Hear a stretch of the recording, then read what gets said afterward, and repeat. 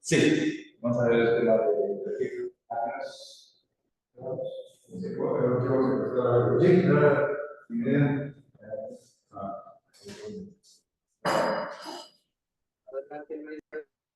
buenas noches, ¿pase bien?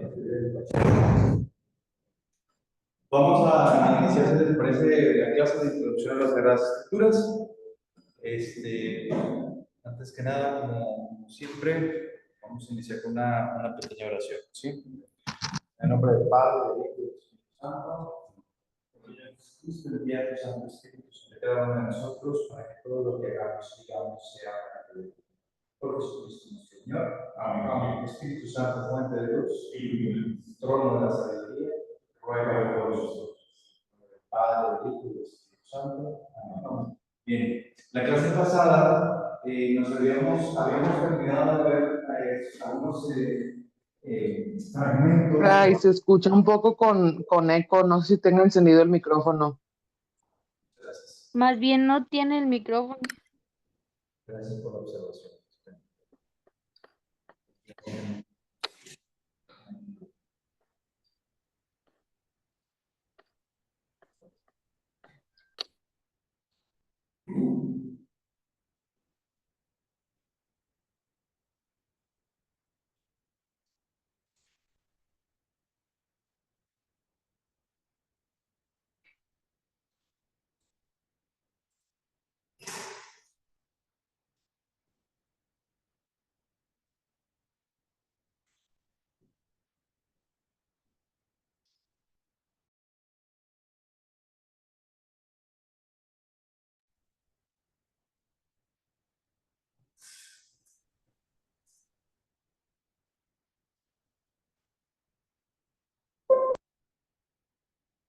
Ahí voy, ¿eh?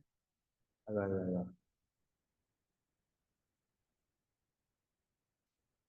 Listo. ¿Me escuchan mejor? Sí, ya se Sí, escucha gracias. mejor. Ok, ahora sí. Bueno, les comentaba que la clase pasada habíamos terminado de analizar los fragmentos de los evangelios o de algunos escritos del Antiguo y Nuevo Testamento que se han ido encontrando a lo largo de la historia y que nos permiten corroborar que efectivamente lo que nosotros tenemos ya en compendio en las Sagradas Escrituras es precisamente lo que por generaciones y generaciones y generaciones se transmitió eh, sí, de los antepasados hacia adelante. Ya analizamos también de dónde provienen estos escritos, los tipos de tradiciones, etcétera, etcétera. Más adelante hablaremos de los tipos de autores, porque hay varios autores involucrados a la hora de escribir la Sagrada Escritura, ¿sí? Está el autor que inspira, después el redactor, después la figura de la que se está hablando, el redactor, etcétera, etcétera, etcétera, ¿sí? Pero ahorita vamos a centrarnos un poquito más, a platicar un poquito más sobre esto y ya posteriormente analizaremos los tipos de autores que existen dentro de la Sagrada Escritura, ¿sí? Bien, nos habíamos quedado en esta diapositiva, hablar de los Targums. ¿Sí lo vimos, ¿verdad, esto? Bueno, si no, si no lo recuerdo, los Targums son pequeños fragmentos de la Sagrada Escritura, sobre todo del Antiguo Testamento, o más bien, solamente del Antiguo Testamento, y son fragmentos y son pequeñas exégesis que se utilizaban o se utilizan aún en las sinagogas judías, ¿sí? Con la intención de hacer una predicación o de una exégesis más apegada a la tradición a la que se quiera recurrir, ¿sí? Hay targums muy antiguos que también estos son importantes a la hora de estudiar las Sagradas Escrituras. Los dos más importantes es el de Ónkelos y el de Jonatán ben Uziel. El de Ónkelos se escribió alrededor del siglo segundo después de Cristo y es el más antiguo.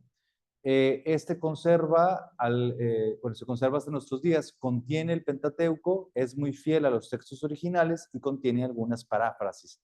Esto es importante porque como esos tipos de targums son utilizados sobre todo por los judíos en las sinagogas, ustedes sabrán ya por demás que los judíos son muy celosos de su tradición y de las Sagradas Escrituras.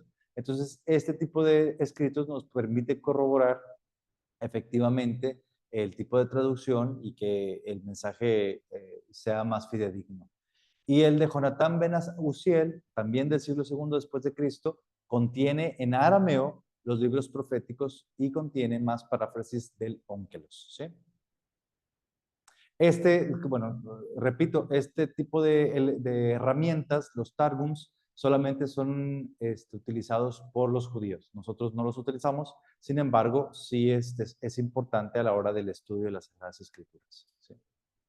Vamos a hablar entonces de la versión de los 70, la Septuaginta. Esta versión es una traducción de las primeras que se hace a otra lengua que no sea semítica, ¿sí? ¿Cuáles son las lenguas semíticas?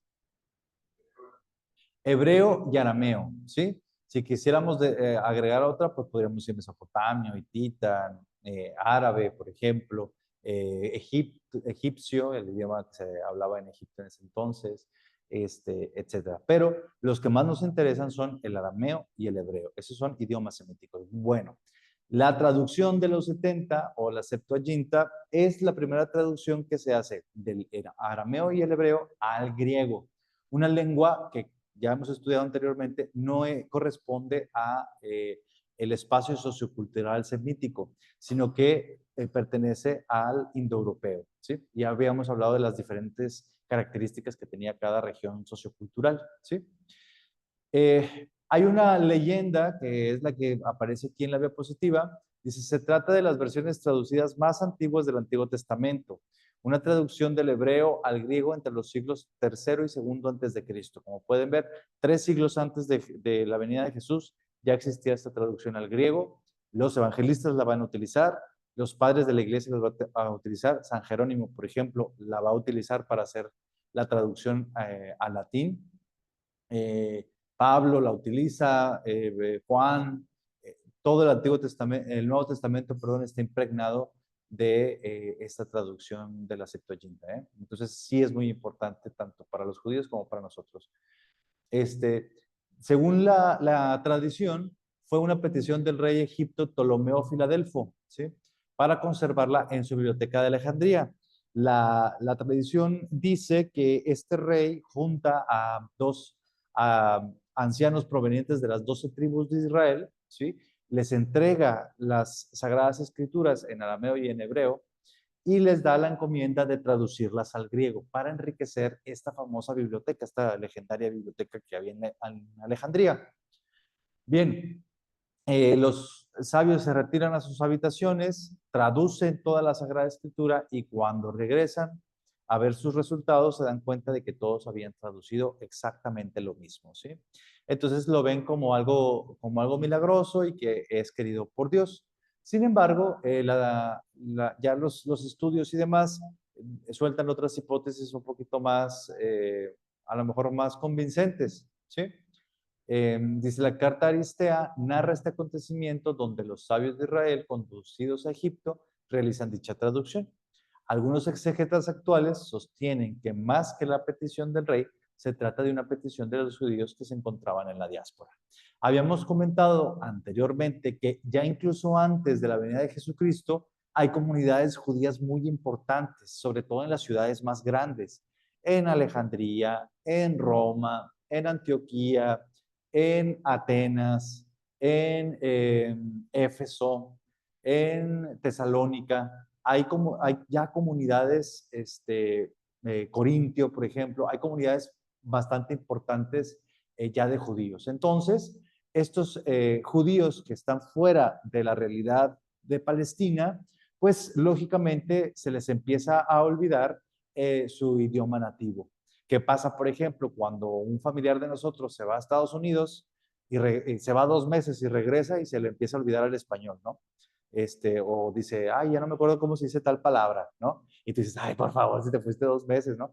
Pero sucede, pasa, ¿no? Porque empiezas a acostumbrarte a utilizar otras expresiones de otro idioma. Bien, esto mismo pasa con esta comunidad en Alejandría. Empieza a perderse el idioma madre y sobre todo hablando del arameo, ¿verdad? Y el griego, pues ya habíamos hablado que solamente se utilizaba en cuestiones litúrgicas, entonces imagínense, ¿no? Entonces, esta comunidad deseosa de continuar ejerciendo su religión, pues traduce entonces las Sagradas Escrituras al griego, ¿sí? Esto para nosotros va a ser algo sumamente importante, porque gracias a esta traducción tenemos los evangelios, las cartas y posteriormente la Vulgata, que se traduce al latín, que la vamos a ver más adelante, y posteriormente las Biblias como las conocemos hoy en día. ¿Sí? Bueno, otras consideraciones es que se trata de la versión más fiel y exacta debido a la dedicación de los judíos expertos, ya que traducían palabra por palabra. Sin embargo, hay algunas pequeñas divergencias. La Iglesia Católica primitiva aceptó y admitió la traducción de los 70 para la liturgia, la catequesis y la predicación. De las 280, ojo aquí, de las 280 citaciones que hacen del Antiguo Testamento en el Nuevo Testamento, 265 son de la versión de los 70. Entonces, depende mucho de la literatura del Nuevo Testamento de esta traducción. ¿Sí? Hay en total, entonces, 280 citaciones del Antiguo Testamento, ¿sí? Tanto en los evangelios como en las cartas. De esas 280, 265 son tomadas directamente de esta traducción de los 70, ¿sí? Incluso pareciera ser que son copy-paste, o sea, literal como viene en la traducción de los 70, así el evangelista tomó el versículo y lo pegó en su evangelio, ¿sí? Entonces es muy, muy importante el valor de esta traducción. Bien, hay otro tipo de traducciones como la de Aquila, Teodicón y Simaco. Vamos a verlas un poquito solamente de manera general. Aquila es escrita hacia el año 120 después de Cristo, en tiempos del emperador Adriano. El escritor Aquila, un judío converso, se esforzó por traducir en griego las más pequeñas particularidades. Solo se poseen algunos fragmentos, ¿sí?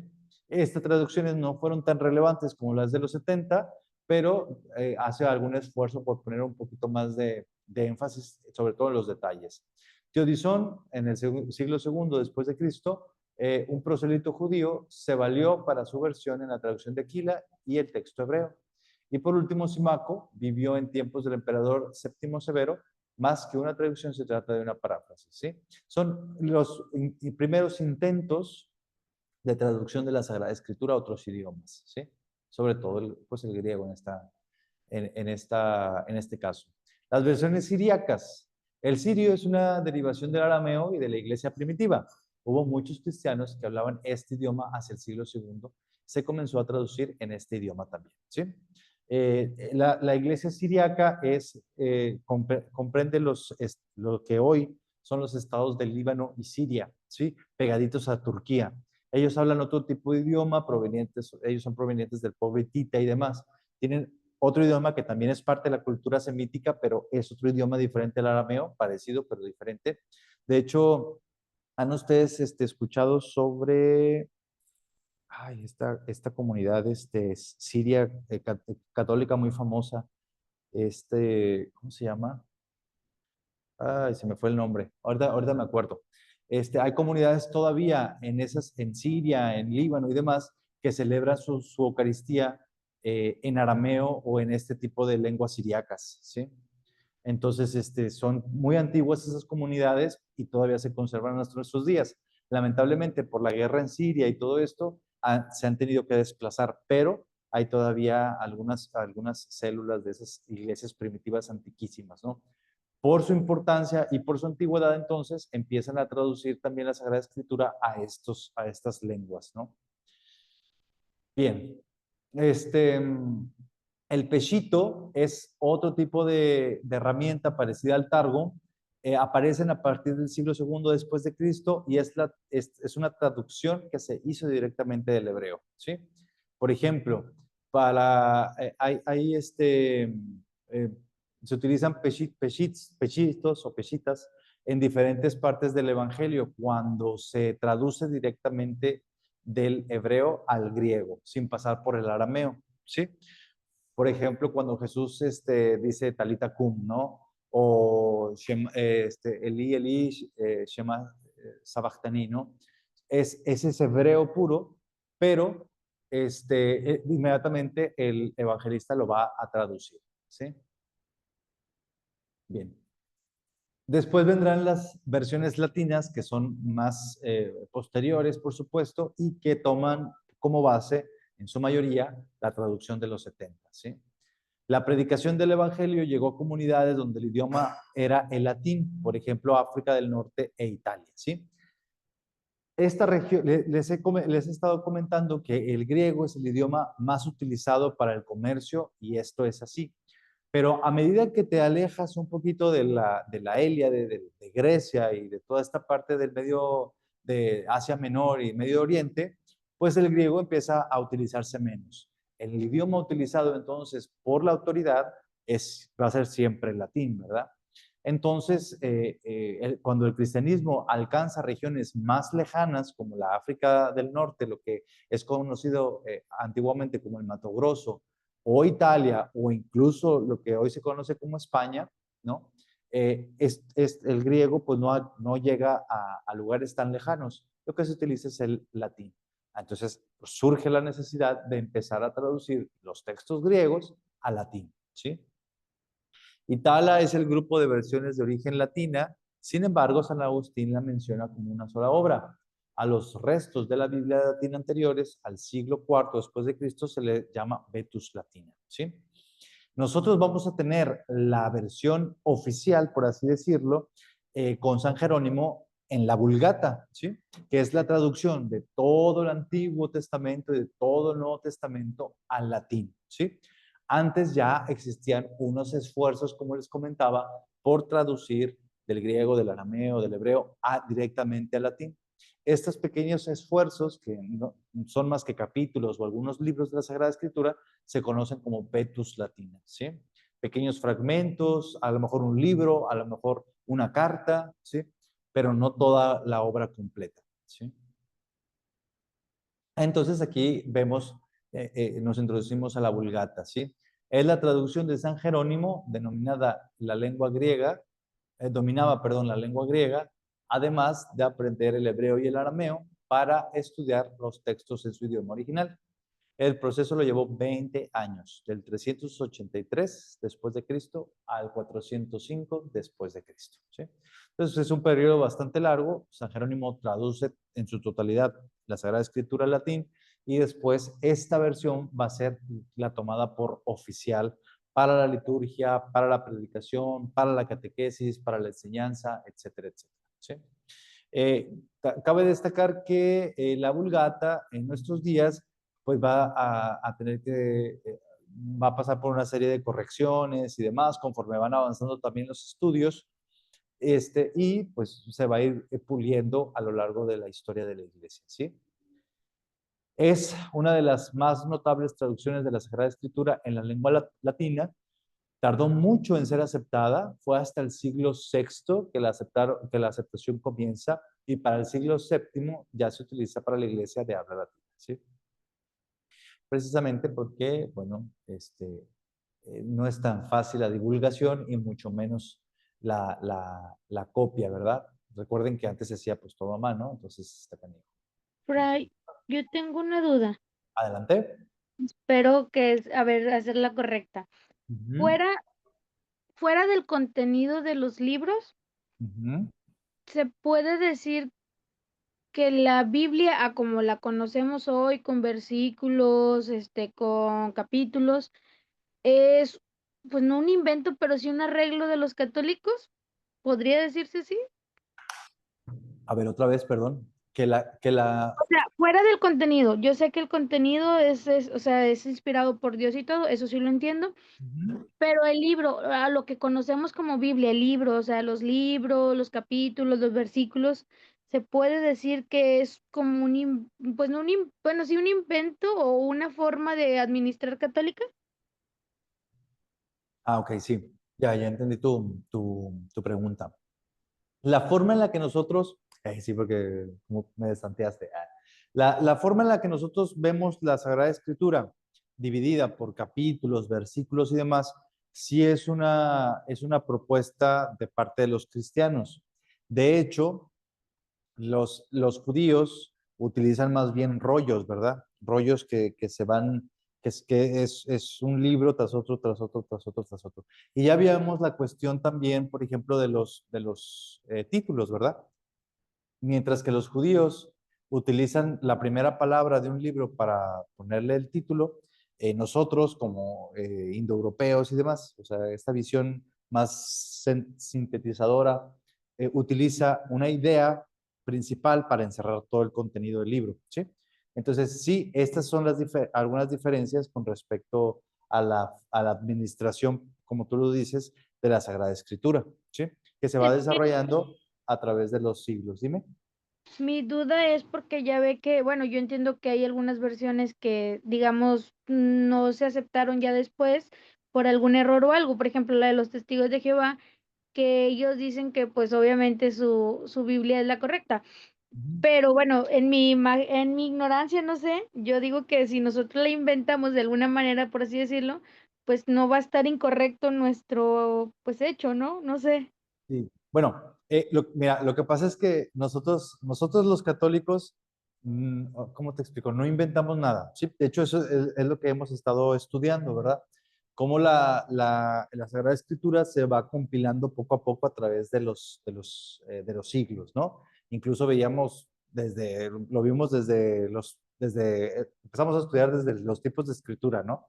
Que se van presentando a través de la historia y cómo poco a poco se van compilando estos libros. Nosotros lo que hacemos, o el cristianismo lo que hizo, fue recopilar o reorganizar lo que ya estaba. ¿Sí me explico? La cuestión, por ejemplo, de los libros deuterocanónicos, creo que ya lo he comentado por aquí en clase, es meramente por la edad, por la datación de los libros y por el tipo de idioma en el que está escrito, ¿sí? Después, como lo acabamos de ver anteriormente, encontramos esos mismos libros en la lengua hebrea, que eso es lo más importante, ¿verdad? Y finalmente son aceptados dentro del canon. Vamos a ver más adelante cuáles son las cualidades que un libro tiene que tener para ser aceptado dentro de un canon, ¿sí? Pero no es que nosotros lo impongamos, sino que es un acontecer histórico pues sí, que se va acumulando, que va teniendo sí, un proceso, ¿sí? Y nosotros como Iglesia de Cristo, pues recibimos ya ese proceso. ¿Sí me explico? La cuestión de los versículos y los capítulos y demás, sí podríamos decir que ¿cómo lo puedo decir? Hay un esfuerzo por parte de los cristianos de la iglesia por tratar de sistematizar y de ordenar un poco más fácil, para hacer más fácil la lectura y la exégesis sobre todo. Pero no es que nosotros nos la inventemos. ¿Sí me explico? O sea, es simplemente recopilar lo que ya se tiene, lo que se ha ido manifestando a través de la revelación divina y tratar de hacerlo un poquito más comprensible, más fácil. ¿Sí me explico o no? Sí. ¿Sí? Pero en realidad, pues no es que nosotros nos hayamos inventado, pues nada, ¿verdad? La revelación y demás, pues es querida aparte por Dios. ¿Sí? Bien. ¿Alguna otra pregunta hasta aquí para entrar al siguiente tema? Porque te ves, va sumamente interesante. Aquí vamos a alejarnos un poquito de los datos como más duros y nos vamos a centrar en los géneros literarios. ¿Sí? Eh, ¿Puedo continuar? Sí. Bien. A ver, hermano Misael López, ¿estás con nosotros? Sí, sí, sí. Excelente. ¿Qué es un género literario? Una pregunta. Pues es una forma de escritura, ¿no? Una forma de, pues, de escribir, por así decir. Ujú, sí, sí, es un modo de escribir o un modo de contar algo, ¿no? Ajá. Sí. ¿Qué géneros literarios conoces, por ejemplo? Pues ¿cómo se llama? Pues la poesía, La el, poesía. ajá, ¿Qué más? el, ay, cuando estás, ay, no recuerdo el nombre, pero es cuando cuentas una historia bueno, el Ajá. cuento, ¿no? Sí, sí. La prosa, La prosa, ándale. histórico. Sí, sí, sí, exactamente. Vamos por ahí. Narrativos, lírico, crónica histórica, etcétera, etcétera. Bien, esos son los géneros literarios. vamos a encontrarnos a lo largo de toda la Sagrada Escritura con muchísimos de este tipo de géneros, ¿eh? Hay elementos que son utilizados por el autor para que la comprensión sea más fácil y poder expresar lo que el autor quiere decir, ¿sí? ¿Cómo entendemos entonces esto en la Sagrada Escritura? Cuando nosotros nos topamos, por ejemplo, con al principio de hecho de la clase lo veíamos, ¿verdad? La Biblia no es un libro científico, no es una crónica histórica de todo lo que ha pasado. A pesar de que tenemos ese género literario incluido, no toda la Sagrada Escritura es una crónica histórica o un libro de ciencia exacta, sino que encontramos un compendio a lo largo de todos los siglos. Ya dijimos cuántos siglos se tardó en reunir todos los libros. Vamos a encontrar diferentes géneros literarios como herramientas que utiliza el autor, ¿sí? Un género literario que solamente lo vemos en la Sagrada Escritura, ¿saben cuál es? Ajá, que solamente lo encontramos en la Sagrada Escritura, no lo encontramos en ningún otro lado. Ustedes lo conocen muy ¿El bien. apocalíptico, sí? No. ¿Evangelio? Evangelio. El Evangelio es un género literario que solamente se encuentra en las Sagradas Escrituras y su autor, el inventor de este género literario, es el evangelista Marcos. Él es el primero que propone este tipo de género literario, ¿sí? Bien, vamos a continuar entonces.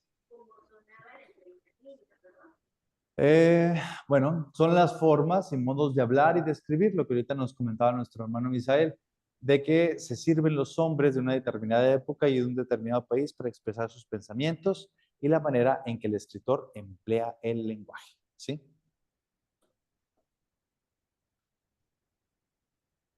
Bien, es importante comprender que los géneros literarios en un autor dependen de todos estos elementos: la materia que se quiere tratar, el efecto que quiere conseguir, el temperamento personal, la formación propia de sus lectores, su época, lugar y circunstancias, la finalidad que desea obtener: enseñanza religiosa, moral, profética, no sé, de ley, etcétera, etcétera, ¿no? O evangélica, por ejemplo, también. Bien, entonces todos estos elementos van a afectar a la hora de que el redactor elija un género literario para poder expresar esa revelación. Por eso encontramos muchas formas en las que los autores utilizan, ¿no? Por ejemplo, ya comentaron por ahí un género, por ejemplo, del apocalíptico, ¿no? Con este tipo de visiones, imágenes, pudiera parecer un poquito más metafórico, ¿no? O pudiera parecer incluso, ¿cómo se dice? Mitológico, ¿no? Cuando, por ejemplo, en el libro de Daniel encontramos estas bestias con cara de una cosa y cuerpo de otra cosa, ¿no? Y parecen ser cuestiones mitológicas, pero son elementos utilizados por los autores para expresar lo que quieren decir y que pues todos estos elementos van a influir profundamente, ¿eh? Incluso, me atrevería a decir que también, creo que aquí lo puse, ¿no? Que también tiene que ver la cuestión climática, la cuestión geográfica en la que el autor escribe, tiene muchísimo que ver a la hora de redactar algún libro, alguna carta, algún evangelio, etcétera, ¿sí? Tengan muy en cuenta esta parte, porque es bastante importante. Recuérdenla porque más adelante la vamos a utilizar. Ajá. Ajá. Sí, sí, sí. Todo esto es importante porque influye a la hora de que el autor elija un género literario específico, ¿sí? En la Sagrada Escritura, los géneros literarios tienen su particularidad a la hora de ser comprendidos y la Constitución Dogmática de Verbum en el número 12 nos dice lo siguiente: para descubrir la intención del autor sagrado hay que tener en cuenta, entre otras cosas, los géneros literarios. Pues la verdad en la Biblia se presenta de modo diverso en obras diversas, índoles históricas, ya sea en libros proféticos o poéticos o otros géneros literarios propios de su época, ¿sí? pues el género literario como más extendido, pues es el tipo profético, pero incluso dentro de este género literario profético encontramos otros, ¿sí? Bien. Bien. Vamos a centrarnos un poquito en esto que dice la finalidad. El escritor sagrado tiene en su finalidad dar un mensaje que sirva para edificar al pueblo de Dios en su religiosidad y moral. Hay otra cuestión que tenemos que tomar en cuenta, que lo vamos a ver cuando analicemos el sentido, porque una cosa son los géneros literarios y otra cosa es el sentido bíblico, ahorita lo vamos a ver más adelante, y es que el autor, sea cual sea el autor del libro que ustedes quieran, incluidos en el Antiguo Testamento, está escribiendo para un tipo de personas muy específicas, ¿sí? Por ejemplo, un claro ejemplo son las cartas de Pablo, ¿no? Eh, Pablo escribe para los tesalonicenses, ¿no? Para los de Tesalónica. No está escribiendo para los de Roma, está escribiendo para los de Tesalónica. Y habla de los problemas, de las dudas, de los elementos que los tesalonicenses conocen, ¿sí? Ya después, al resto de la Iglesia Universal, nos sirve, nos alimenta y al final de cuentas es un libro inspirado. Habla para todos, en todos los tiempos. Pero el autor está utilizando un género literario, está utilizando un lenguaje, está utilizando palabras, verbos incluso, que son fáciles de comprender para ese tipo de público específico, ¿sí? Por eso hay veces que cuando, sobre todo en el Antiguo Testamento pasa mucho esto. Estamos leyendo y de repente no entendemos absolutamente nada, aunque esté en español, ¿no? Empiezan a hablar de cuestiones sociales de su época, de entornos, de montañas, de ríos, de valles, y estamos desubicados totalmente, ¿verdad? ¿Por qué? Porque el autor se está dirigiendo a un pueblo y a un tiempo específico, ¿sí? Incluso, por ejemplo, cuando se empieza a hablar de nombres, genealogías, reyes, esto, lo otro, lo vemos eso muy claro en el Antiguo Testamento, parece hasta pesada la lectura, ¿verdad? Porque hay cuestiones que pues, no conocemos, pero la gente de su tiempo sí lo conoce, ¿no? Y es importante para ellos. Bien. Sí. No, estamos estudiando los géneros literarios, ¿sí? Entonces, estos tienen un método y una finalidad, ¿sí? Exactamente. Es importante identificar los géneros literarios en la Sagrada Escritura. Por ejemplo, en los primeros 11 capítulos del Génesis, que son varios los que se entremezclan. Por ejemplo, la historia, leyenda popular, cosmología, parábolas, apocalipsis. En los 11 primeros capítulos del Génesis nada más, ¿sí? O sea, hay muchos elementos de por medio. Salud. Hay muchos elementos de por medio, ¿verdad? Imagínate, solamente hablando del Génesis. Por eso, cuando nosotros queremos utilizar de una manera fundamentalista la Sagrada Escritura, muy probablemente vayamos a caer en un error de tipo histórico o geográfico o social o etcétera, ¿sí? Por todas estas mezclas de géneros literarios que se van teniendo a lo largo de la Sagrada Escritura, ¿sí? El contenido es una purificación del politeísmo en la creación del mundo, del hombre, del pecado y la promesa de redención. Por ejemplo, cuando analizábamos los textos del Génesis, cuando hablamos de las tradiciones, ¿verdad? Hay implícito un género literario, ¿sí? Que se asemeja más a la leyenda popular, por ejemplo, que a un libro de crónica histórica.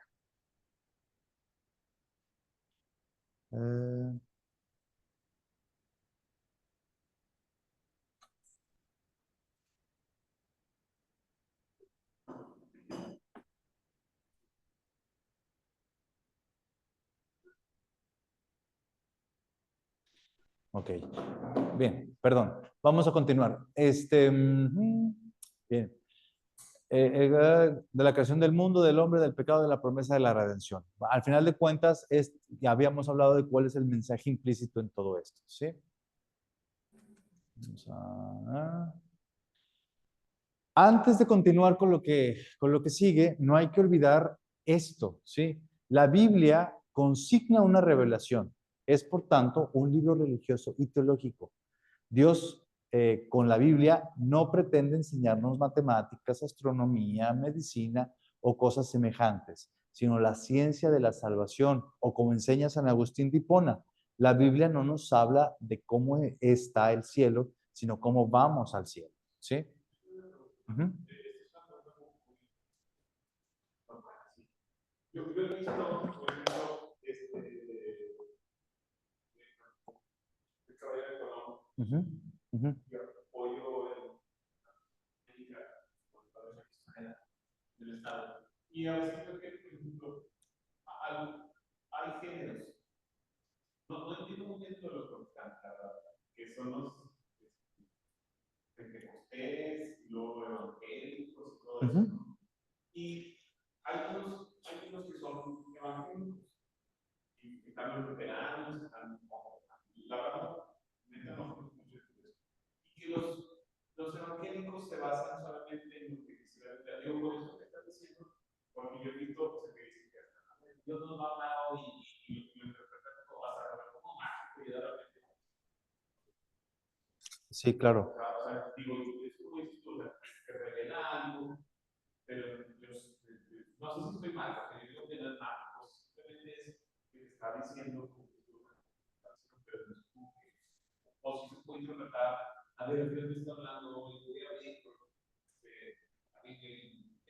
Dios quiere para mí. Ujú. Sí, bueno, cuando, no sé si, por ejemplo, ustedes han hecho alguna vez Lección Divina en su grupo o cosas así, ¿no? Es esto, ¿no? Orar a través de la Sagrada Escritura y ver qué es lo que Dios te revela a ti en tu corazón, ¿no? Porque al final de cuentas, no hay que olvidar que la Biblia, pues es una persona que está viva hablando eso es precisamente lo que lo hace un libro divinamente inspirado y divinamente revelado, ¿no? Que Dios está detrás de todo esto, revelándose de manera personal y de manera comunitaria, eso no hay duda. Sin embargo, cuando un texto se toma de manera fundamentalista, es decir, tal cual como viene aquí, ¿no? O sea, esto, tal cual, sin hacer un análisis, sin hacer una oración de por medio, sin hacer verdaderamente una interiorización personal, pues se puede caer en errores, ¿verdad? En errores muy garrafales. Por ejemplo, un error muy conocido de los testigos de Jehová es los famosos 144,000, ¿no? Que solamente 144,000 almas se van a salvar. Todas las demás están condenadas. Esto es falso, ¿verdad? Porque los judíos y el mundo judío-cristiano son muy importantes los números. Y hablar de 144,000, un número muy amplio, nos habla no nada más de una cierta cantidad, sino de una cantidad enorme de gente, ¿sí? Universal, ¿sí? Uh-huh. Todo, ajá. Bueno, él no es padre de la iglesia. No es padre de la iglesia. No. Hay una parte que habla de tertuliano. Sí. Son liberales, una parte de la Biblia, y que dicen que no, entonces. A ver, otra vez, ¿cómo? Ajá. Sí, sí, sí, sí, sí. Y se mutila. De hecho, también Orígenes. Es Orígenes, más bien, ¿no? El que se mutila. Bueno, el Tertuliano, tanto Orígenes como Tertuliano, a pesar de que son autores muy antiguos, no son reconocidos como padres de la iglesia. Sí, sí, sí. Tertuliano cayó en la herejía. Ajá, en herejía. Sí, Tertuliano cayó en herejía y Orígenes se mutiló. También cayó en herejía, pero los dos regresaron a la verdadera fe. No se les reconoce padres de la iglesia por eso, porque estuvieron fuera de la fe y cayeron en fundamentalismos de este tipo, ¿no? Hasta el punto de mutilarse miembros. Entonces, este tipo de fundamentalismos no te llevan en realidad a una interpretación, vamos diciendo, de la Sagrada Escritura, sino más bien, pues, a un daño, ¿verdad? O a perder una parte de tu miembro, de un miembro de tu cuerpo, pues por supuesto que eso no es querido por Dios. ¿Sí me explico? Entonces, Se llaman autores eclesiásticos, ¿sí? Son autores eclesiásticos, pero no son padres de la iglesia. Son muy importantes, sus escritos y más son muy importantes, pero no son reconocidos como padres de la iglesia. Bien, entonces, a esto se refiere, ahorita leemos tu pregunta, Guadalupe, permíteme un poquito. Entonces, esto es lo que nos quiere decir San Agustín con esta frase, ¿verdad? La Biblia no nos habla de cómo está el cielo, sino de cómo vamos al cielo. Es decir, el mensaje que hay detrás de lo que nosotros leemos, que eso es precisamente la revelación divina y lo que Dios nos quiere decir a nosotros, ¿verdad? Un mensaje de un Dios que, como vimos al principio, quiere una relación estrecha con nosotros, ¿sí? Bien, entonces aguas con los fundamentalismos. A ver, déjame leer la pregunta que nos hacía Guadalupe. ¿Quién dio el término evangelio? Bueno, decíamos que es San Marcos, ¿verdad? San Marcos es el que es el autor de este género literario, evangelio, y es el primero que lo utiliza, por supuesto. Evangelio significa buena nueva o buena noticia. ¿Sí? Bien, continuamos. Bien, ¿cuáles son los tipos de géneros literarios contenidos en la Biblia? Hay muchos, sí, pero estos son los más importantes. El nomístico, más o menos, ¿no le suena algo nomístico, no? No, no tanto. No tampoco. El nomístico hace, hace referencia a textos legislativos, ¿sí? Ahorita vamos a ver a qué me refiero. ¿Perdón? Ajá, de la ley, legislativos, exactamente, como por ejemplo el libro de Levítico, ¿no? O el Decálogo, por ejemplo, está escrito en este género literario. ¿Sí? El género histórico, que bueno, su nombre se explica solo. El género profético, muy extendido en el Antiguo Testamento. El poético, por ejemplo, el Cantar de los Cantares. El sapiencial, Eclesiastés, Iriácides, Job. ¿Perdón? Ajá, el Coelet, exactamente. El epistolar, la carta a Santiago, la carta a los Hebreos, etcétera, etcétera. El apocalíptico, el libro de Daniel, el libro del Apocalipsis, el libro, algunos elementos del libro de Jeremías, por ejemplo, algunos elementos del libro de Isaías, lo encontramos muy claramente, y el género evangélico, los 4 evangelios. ¿De la Sagrada Escritura? Son 72, 73. El género poético, Sí, exactamente. En el género poético se va a subdividir, va a haber subdivisiones. ¿Perdón? el poético, ¿Es lírico? Sí, entra el lírico, pero este vendría siendo el género poético, sería como que el general. Después va a haber subdivisiones, entre ellos está el lírico y entran los salmos aquí en este género literario. Cantar de los Cantares, por ejemplo, también. ¿Qué otro libro poético tenemos? Bueno, encontraremos otro tipo, ya lo estudiaremos más profundamente.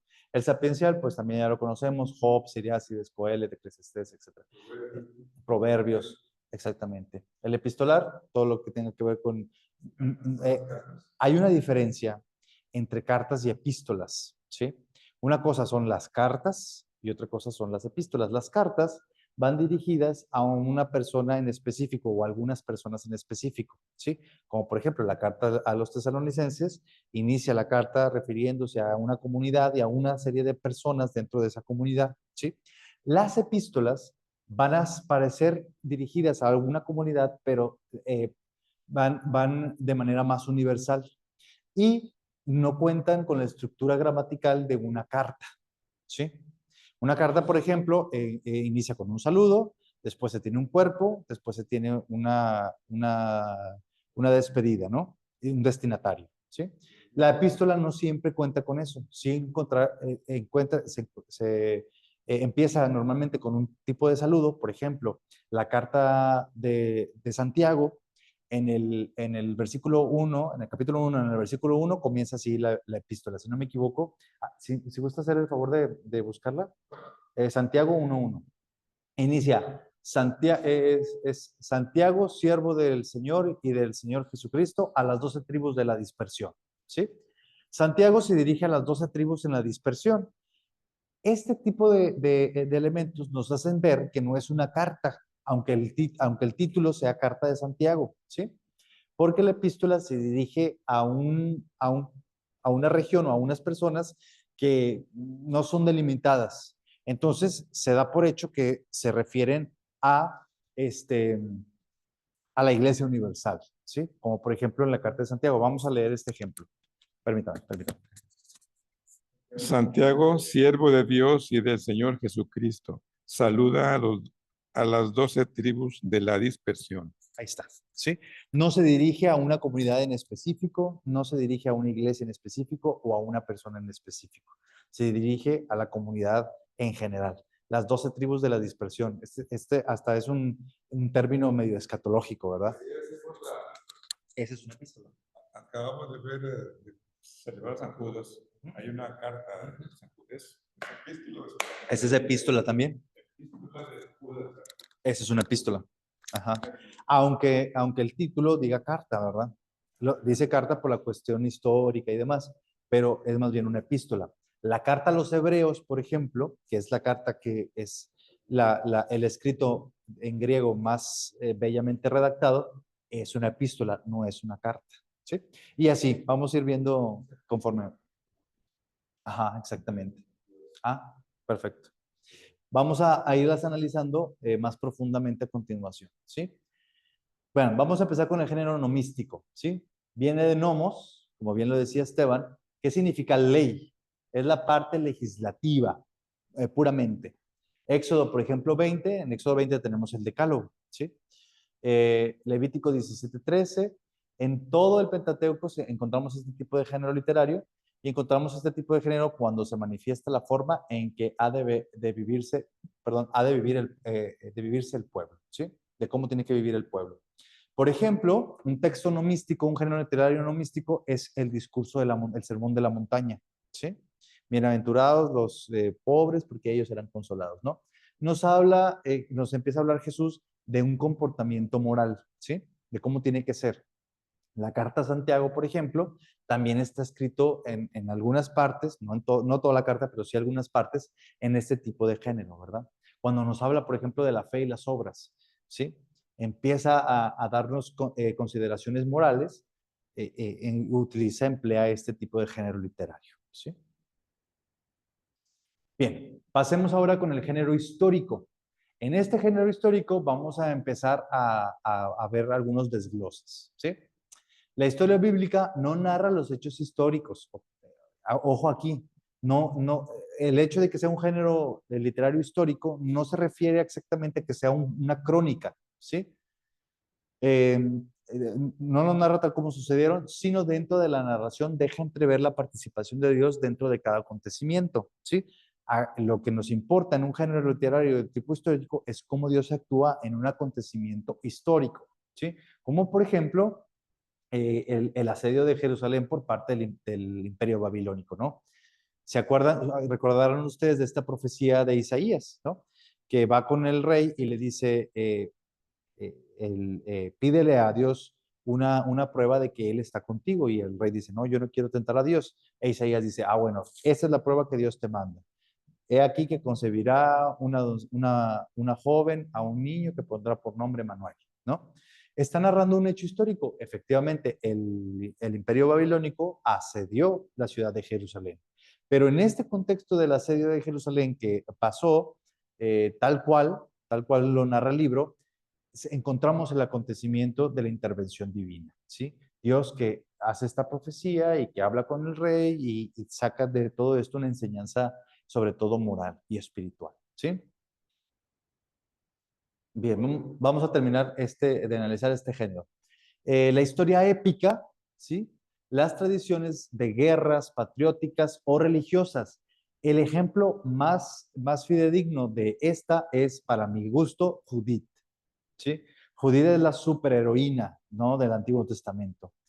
Ustedes recordarán a esta mujer que sale al encuentro de Holofernes, ataviada con las mejores galas, seduce a Holofernes, lo emborracha y en la noche lo decapita. Judith regresa a la ciudad con la cabeza de Holofernes en la mano y el pueblo de Israel canta uno de los himnos más hermosos que son dedicados también a la Virgen María muchas veces. Tú eres el orgullo de Jerusalén. Si tú eres el orgullo de nuestra raza, la alegría de Jerusalén, ¿no? Entonces, pero encontramos otros libros también. Jueces, por ejemplo, uno de sus personajes más famosos es Sansón, este hombre que tenía mucha fuerza. Josué, el que conquista la tierra prometida, o Macabeos, el que inicia una rebelión contra el imperio griego, ¿sí? Estos personajes que resaltan y que se lanzan por el pueblo, por Dios y son héroes, ¿no? Si bien es cierto que no todos estos libros son históricamente certeros, por ejemplo, el libro de Judith, no se tiene evidencia de que en realidad haya existido como tal, sí nos narran algunos hechos que sí pasaron y que dentro de estos hechos Dios se hace presente, ¿sí? La historia novelada son narraciones históricas que con esta particularidad buscan dejar una enseñanza religiosa. Esther, Tobías, Jonás, Ruth. En estos libros, lo que nosotros vamos a ver es la narración de la historia de un personaje. ¿Sí? No. Vamos a ver más adelante. Job entra dentro de los términos sapienciales. Sí, por el tipo de escritura. Pero aquí, por ejemplo, el libro de Tobías narra la historia de Tobías, que él quería tener hijos, que tenía una familia, pero aún en este tipo de género literario encontramos la intervención de Dios. Dios que manda al ángel Rafael para que se le presente a Tobías, lo acompañe en su viaje, ¿sí? Pero es una historia de un personaje en específico. ¿De acuerdo? Bien, ¿hasta aquí tenemos alguna duda? ¿Vamos bien? ¿Sí? Vamos a entrar después a analizar el resto de géneros literarios, el poético, el sapiencial, el profético, el epistolar y por último el apocalíptico y el evangélico, ¿sí? Eso es lo que veremos la clase que viene. Bueno, si no hay preguntas o comentarios, le dejamos hasta aquí hasta la próxima semana. Gracias por su atención. Gracias, Fray. Gracias, Fray. Gracias, Fray. Sí. Gracias. Gracias, chicos. Gracias por su atención. Estiren las piernas un ratito. Porque está canijo.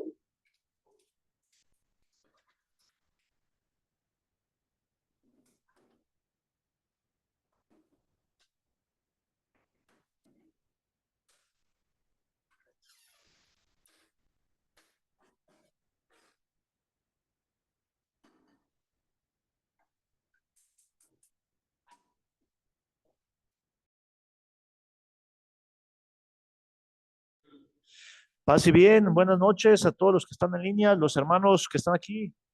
Bienvenidos. Buenas noches. Buenas Buenas noches. noches, Fray. Vamos a continuar con nuestra clase. En nombre del Padre, del Hijo y del Espíritu Santo. Oh alto y glorioso Dios, ilumina las tinieblas de mi corazón. Dame fe recta, esperanza cierta y caridad perfecta. Sentido y conocimiento, Señor, para que cumpla tu santo y veraz mandamiento. Amén. Espíritu Santo, fuente de luz. Ok, la vez pasada me quedé en un pendiente con ustedes que estábamos viendo lo de las palabras literales que hizo Jesús y que me llevé de tarea de investigar cuáles habían sido. Fíjense que me puse a investigar el libro que nos propone el padre Lancaster. Él menciona que el número que puse aquí, que hay 26 palabras arameas atribuidas a Jesús y propone el Abba. Investigando, en realidad no hay una investigación concreta que digan las 26 palabras tal cual, así como la menciona como si fuera una lista, pero lo que sí hay es que todas las palabras que vienen en arameo en los evangelios es muy seguro que hayan sido ipsísima verba. Ayúdenme a buscar por ahí ipsísima verba en internet. Sí, lo buscamos la otra vez, ¿no da? No lo buscamos la otra vez, ipsísima verba. Pongan la palabra ipsísima verba. ¿Cómo se llama la aplicación, Esteban, que me dijiste en la clase pasada? Ipsísima. ¿Ipsísima o cómo, padre? Hey, ¿Cómo, Fray? ipsísima verba y Jesús. Ahorita se la escribo aquí. Es Ok. ipsísima verba. Ok, ¿qué pasa? Ipsísima verba significa como tal cual, literal, o sea, las palabras literales que dijo Jesús. Aquí se los puse arribita, ¿sí lo alcanzan a ver? Ipsísima verba Iesu. Ah, sí, aquí dice que significa las mismas palabras, dice Ok, en el Google. ok, ¿y qué palabras vienen? Porque vamos a coincidir en que, por ejemplo, esta, la de Abba, la de Elohí, Elohí, Sabat, también, la que dice en la cruz, y las 7 palabras también son tal cual. Por ahí busquemos información, a ver si vienen algunas otras. Pásame Yo vi una en el Google, pero yo no sé si sea verdad. Y algo que dice como Talita Cum. esa la menciona como ipsísima verba. Ay, no sé. A ver. Eso, no. Convento 2020, con minúscula. Eh.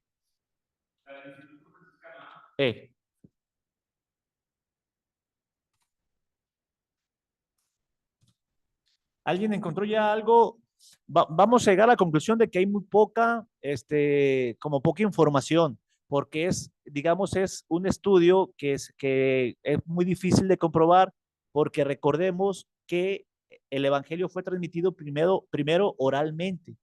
O sea, se estuvo transmitiendo se estuvo pasando oralmente.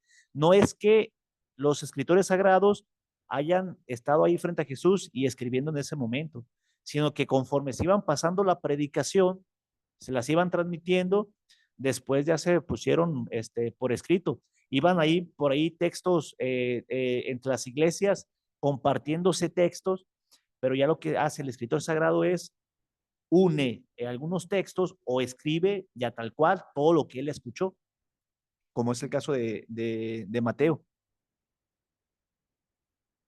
¿Alguien encontró algo más sobre ipsísima verba en Jesús? ¿De línea o de aquí? Ya tienen algo por aquí. Sigan buscando los de línea a ver si encontramos algo. Es que está en inglés. También es otra cosa. Sí, en español hay muy poco. Si alguien sabe inglés. Son las palabras que se atribuyen a Jesús en los evangelios. Incluyen: amarás a tu prójimo como a ti mismo, yo soy el camino, la verdad y la vida, bienaventurados los pobres en espíritu, porque de ellos es el reino de los cielos, Padre, perdónalos porque no saben lo que hacen, venid a mí todos los que estáis trabajados y cargados, yo os haré descansar. Encontré esos. Okay. Estas palabras son así literales, tal cual Jesús las dijo en arameo. Pero acuérdense también otra cosa, nosotros tenemos la Biblia de los 70, de la versión de los 70, entonces está en griego. Entonces, ¿por qué puse esta parte aquí? Porque la lengua materna de Jesús era el arameo, y aunque la Biblia que tenemos viene de la parte de griego, es difícil, digamos, decir claramente que tales palabras fueron así igualitas con las mismas palabras que Jesús utilizó. Lo que sí es cierto es que todo eso es palabra de Dios y fue lo que Jesús transmitió. A lo que me refiero es en el lenguaje, en su lengua materna, que lo dijo así tal cual. ¿Sí? Dice que cuando dice las 26 palabras de ipsísima verba, que son las bienaventuranzas. Las bienaventuranzas también son ipsísima verba. A ver, ¿le va a pasar el micrófono? Dice que las 26 palabras que son ipsísima verba Jesu se suelen referir a la famosa frase que encuentran en el Evangelio de Mateo, que son las bienaventuranzas. Dice que sí, el término también puede aplicarse a otras enseñanzas. Las palabras exactas de Jesús pronunció en un contexto específico. Se hace referencia a su enseñanza sobre el amor y el perdón. No sé si quien preguntaba la clase pasada, quedó resuelta la duda. Sí, Fray, gracias. Muy bien, y un comercial. Esta aplicación, Magisterium AI, es una aplicación donde que uno tiene alguna duda, pone algo ahí y te dice o te muestra los documentos que hay de la Iglesia Católica o del Catecismo que hablan sobre eso. Vamos a buscar esta, aquí está. Vamos a hacer un cáliz, nos vamos todos a esa página, porque por ejemplo los que trabajan en la pastoral o los que tienen alguna duda de doctrinal o que los quiera sacar así de apuro y les diga concretamente qué dice tanto el magisterio como los documentos de la iglesia, ahí lo podemos encontrar. ¿Es Vamos página o app? Es una página. Como chat GTP, como inteligencia artificial. Vamos a ponerle y ponerla ahí, ipsísima verbum, a ver qué nos arroja. Mysterium AI.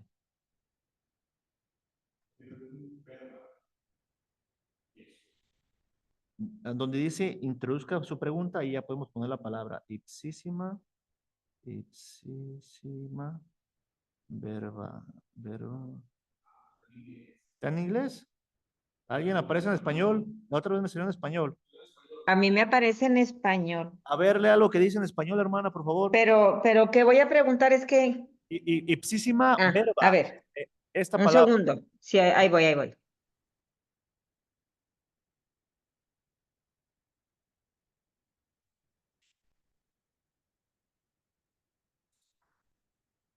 A mí también me parece en inglés. La otra vez me apareció en español, por aquí debe de haber algo. La página, haz de cuenta que en la página principal de Google está en inglés, pero si entran está en español. Ajá. Ok. Traducir, aquí está ahí. Fíjense bien. ¿Sí lo encontró la hermana que dijo? También me lo pone todo en inglés. Voy a ver buscar si se puede traducir. Ok, lo va a leer, ya lo tengo aquí traducido. Dice, ipsísima verba, se refiere a las palabras exactas pronunciadas o escritas por alguien que se utiliza a menudo en debates teológicos para enfatizar la importancia de la redacción original de las escrituras o de las enseñanzas. En el contexto de la teología católica, la interpretación de la escritura es crucial, ya que se cree que las palabras de la Sagrada Escritura expresan la verdad divina que trasciende en el tiempo y espacio. La Iglesia enseña que la interpretación de las Escrituras debe abordarse con cuidado, considerando la unidad de toda la Escritura, la tradición viva de la Iglesia y la analogía de la fe. La Constitución dogmática del Concilio Vaticano II sobre la revelación enfatiza que tanto la Sagrada Escritura como la tradición son esenciales para comprender la plenitud de la revelación de Dios. Además, la Iglesia sostiene que las palabras de Dios expresadas en lenguaje humano son afines al habla humana y por lo tanto, interpretación de estas palabras debe ser guiada por el Espíritu Santo y el magisterio de la Iglesia. Esto garantiza que los fieles puedan aceptar el significado pretendido detrás de los textos, lo que es meramente una cuestión de análisis histórico o literario, sino que implica una comprensión espiritual más profunda. Ipsísima verba resalta el significado de las palabras originales de la escritura que la iglesia interpreta a través de la lente de la tradición y bajo la guía del Espíritu Santo. Me faltó ponerle más bien ipsísima verba y Jesús. Ipsísima verba y Jesús.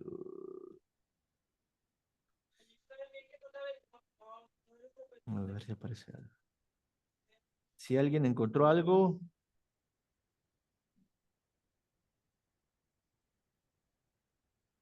Ok.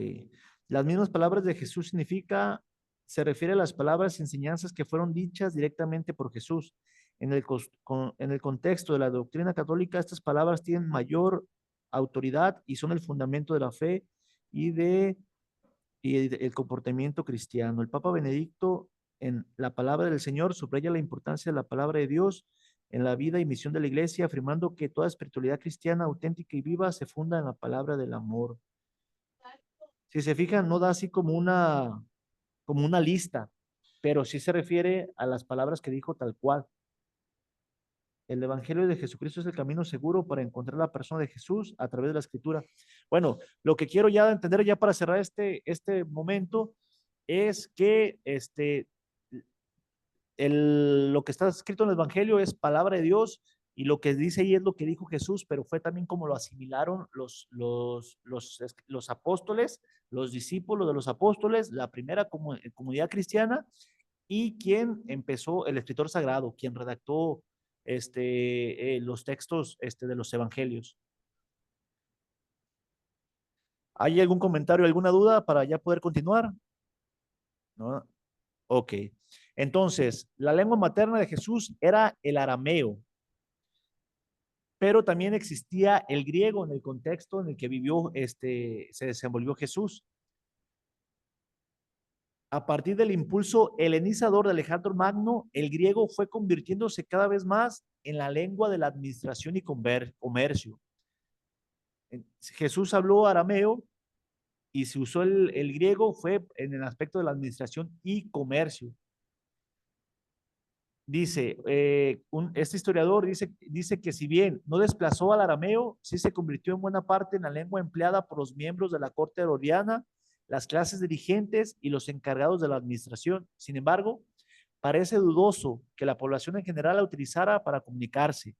Sin duda, la lengua materna de Jesús era el arameo, pero según este historiador dice, su contacto con la lengua griega fue tal vez más intenso de lo que podemos pensar. Aparte de la lengua del hebreo y del griego, hay otra lengua. ¿Alguien que me ayude por favor, a leer? ¿Alguien de línea? ¿El hebreo? Sí, el hebreo, que había sido la lengua de Israel en tiempos de los grandes profetas, decayó mucho después del exilio, pero no se perdió del todo. En tiempos de Jesús se hablaba todavía. ¿El tercero? Déjala. Sí, pero no ha acabado su tarea. Adelante. Como que entró otra. Sí, pero ya. Perdón, se me fue. A ver, en tiempos de Jesús se hablaba todavía en algunas localidades de Judea, pero se conservaba sobre todo como lengua sagrada para el estudio de la Torá. Quizás los escribas la dominaban, pero el pueblo ya no la comprendía. Se conocen bastantes targumim o comentarios redactados en arameo y destinados a hacer inteligible el texto hebreo de las escrituras sagradas. Es probable que Jesús tuviera algún conocimiento de hebreo bíblico. Ok, entonces, lengua materna de Jesús, el arameo. En el aspecto económico y administrativo, el griego. En el aspecto religioso, para los judíos, el hebreo era la lengua sagrada. Y también acuérdense que estaban dominados por los romanos, entonces también ahí entraría lo que es el latín. ¿Alguien, por favor, que me ayude a leer la diapositiva? ¿Alguien de línea? Yo. Ajá, La adelante. llegada de los romanos no logró imponer el latín, que al parecer era utilizado exclusivamente por los funcionarios y militares romanos. Es cierto que en los edificios, acueductos y monumentos públicos se grababan inscripciones en latín, pero la gente no entendía su contenido, solo captaba su mensaje de poder y dominación. No hay razones para pensar que Jesús hablara latín. Así es.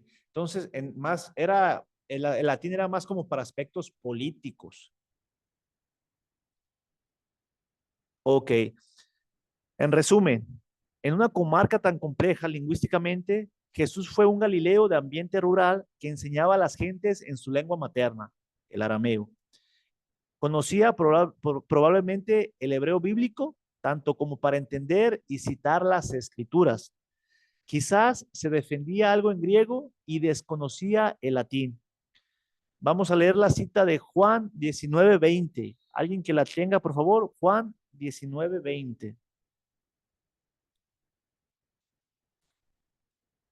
Que ahí estaría como la confirmación de estas tres lenguas. Juan 19:20. Ajá. Yo traigo la de Jerusalén. Le voy a pasar el micrófono aquí. Esta inscripción la leyeron muchos judíos porque el lugar donde había sido crucificado Jesús estaba cerca de la ciudad y estaba escrita en hebreo, latín y griego. Menciona el hebreo, el latín y el griego. ¿Alguna otra traducción que tengan por ahí, por favor? Yo tengo la latinoamericana. Adelante, lea la hermana, por favor. 19:20, ¿verdad? Ajá. Muchos judíos leyeron este letrero, pues el lugar donde Jesús fue crucificado estaba muy cercano de la ciudad. Además estaba escrito en hebreo, latín y griego. Ok. Palabra de Dios. Muy bien, muchas gracias, te lo damos, Señor. Si se fijan, entonces, aquí está por el ambiente político, social, religioso, están ahí en el letrero marcadas los tres idiomas. Pero sí, la lengua materna de Jesús fue el arameo.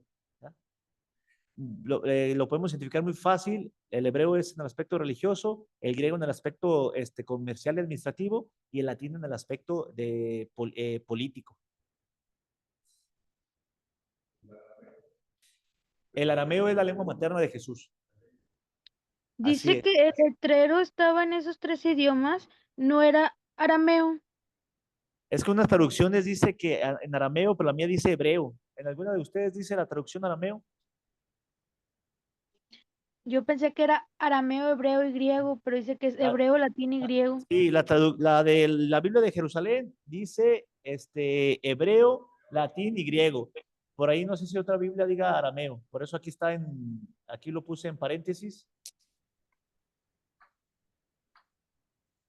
¿La de usted qué dice, don Chuy? ¿Lo mismo?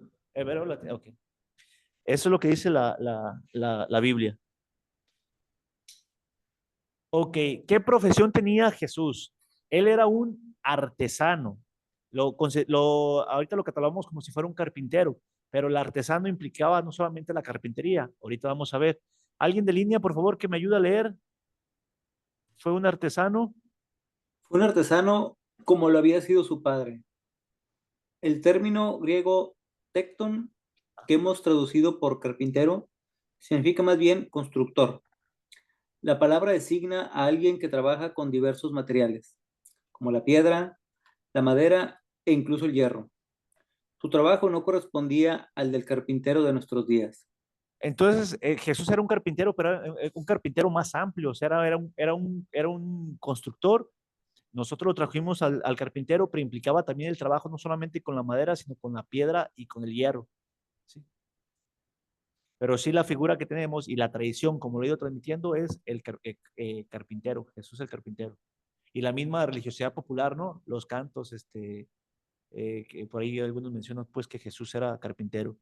El Talmud, es decir, la interpretación, pues, de pasajes de la Torá, se dice que el padre de familia está obligado a circuncidar a su hijo, a rescatarle si su hijo es primogénito y a enseñarle la Torá, a encontrarle una mujer y a enseñarle un oficio manual.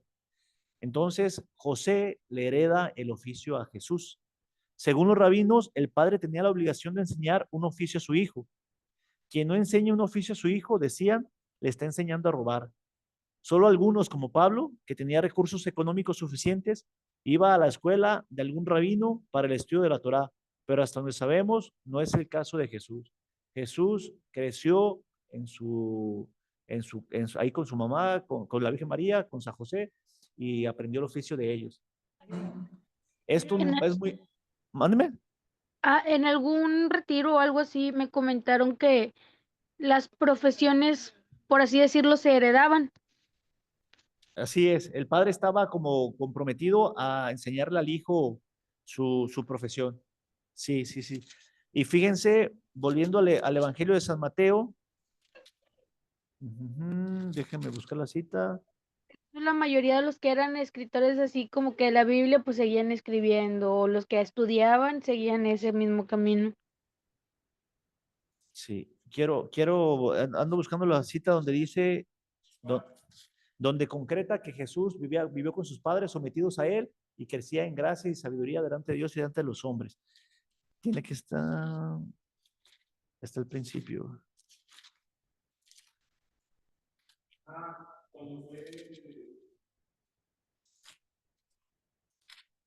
Es en Mateo 2, creo. Ya lo oye, es Lucas 12, Lucas 2, 51, dice, volvió Jesús con ellos a Nazaret y vivió sujeto a ellos, o sea, esto es relevante. Su madre conservaba cuidadosamente todas las cosas en su corazón. Jesús crecía en sabiduría, en estatura, en gracia ante Dios y ante los hombres. De vivió sujetos a ellos, es que o sea, Jesús fue educado en su adolescencia, y su juventud estuvo viviendo ahí en el techo de María y de José. Por eso, muchos tienen teorías así bien como fumadas, pues, de que vinieron los extraterrestres y se los llevaron, o incluso hay una teoría un poquito más sana o más cuerda que dice que se fue a las cuevas del Qumran, con los del Qumran, que era como una especie de ermitaños que se dedicaban al ayuno, a la oración, a la meditación de la Torá. Pero realmente no, con esto nos comprueba la palabra de Dios que Jesús vivió como cualquier judío, que convivió y creció como cualquier judío, excepto en el pecado, claro está. Entonces, si estuvo viviendo con sus papás, sometidos con su papá, entonces tuvo que aprender en ese mismo sometimiento la profesión de José. En Nazaret. En la casa de María. Se conserva, en Tierra Santa está la casa donde vivió María, la verdad desconozco, pero se supone que sí, pues era la casa de María. Hay un letrerito, hace poquito una amiga fue en un crucero y por ahí sí está la foto, si la encuentro ahorita se les enseño. Ok, por favor. Pero no sé si me quedé con eso, pero no sé si era la casa de María o también vivió. Sí. Y eso tiene que ver con la tradición de la iglesia. A ver, búscale por ahí, sí. Es la casa de María en Jerusalén, a ver si te dice algo de la tradición. Ok, esta cita como que nos cierra la parte de la vida oculta de Jesús o la infancia de Jesús. Lo que sabemos de Jesús, de su infancia y de su juventud, es suficiente de lo que está en los evangelios para nuestra salvación, y este texto confirma que Jesús vivió envuelto en el ambiente de su cultura, con su papá y con su mamá. No sé si quede claro esta parte, porque sí hay varias teorías que de alguna manera pueden llegar así como a meter sospecha y duda. ¿Qué opinamos sobre esto? A ver, ¿sí es suficiente lo que nos dice la palabra de Dios? ¿O sí puede haber como esta laguna que nos haga como que dudar? Acuérdense que nuestra mentalidad es muy positivista y muy racional y quiere pruebas, y eso está muy bien, pero hay cosas que no podemos interpretar o tratar de analizar con instrumentos de ahorita porque no tenemos elementos suficientes. Entonces, ¿Por qué los apóstoles no le preguntaron a Jesús de su infancia? ¿O por qué no le preguntaron a Jesús de qué había hecho de sus 12 a sus 30 años? Pues porque no era necesario para ellos, no era importante, porque lo importante era transmitir lo que Jesús les estaba transmitiendo. El querigma en un principio era lo importante. Ya después vino la inquietud sobre la infancia, pues, ¿verdad? Además que en la época de ellos como que la vida de niño o los niños no eran tan importantes, ¿no? No había mucha relevancia, aunque tenemos muchos ejemplos de niños bíblicos que sí se dice algo sobre ellos. Sobre la casa de María en Nazaret, dice que es un lugar importante en la tradición cristiana, se considera el sitio donde tuvo lugar la anunciación, el momento en que el ángel Gabriel anunció a María que concebiría al Hijo de Dios. Este evento es fundamental en la fe cristiana ya que marca el inicio de la encarnación, cuando el Verbo se hizo carne y habitó entre nosotros. La casa de María es vista como un símbolo del papel en la historia de la salvación. Según el Catecismo de la Iglesia Católica, María fue elegida por Dios desde antes de los tiempos para ser la madre del Mesías y su fía, su aceptación. Es un acto de fe que abre el camino a la salvación para toda la humanidad. En este contexto, la casa de Nazaret se convierte en el lugar de encuentro entre lo divino y lo humano, donde María, con la mano de Dios, se convierte en el tabernáculo que alberga el Verbo. Entonces fue el lugar de la anunciación, pero no nos dice del crecimiento de Jesús. Ahí en el chat les puse la foto, pero se me hace muy chiquita esa casita. A ver.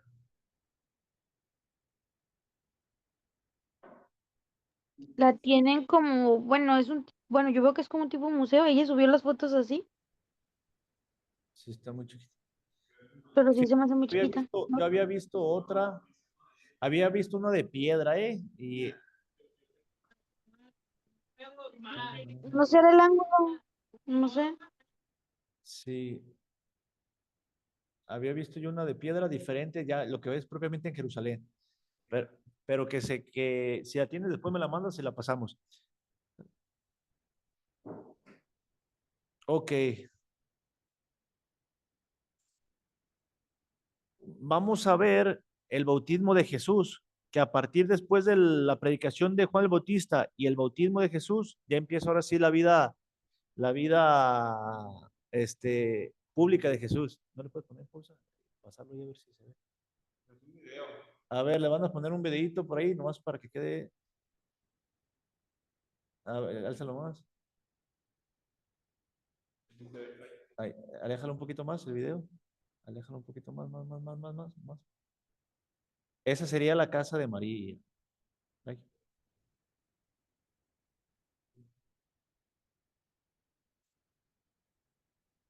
¿Dices que tú estuviste allá? Sí.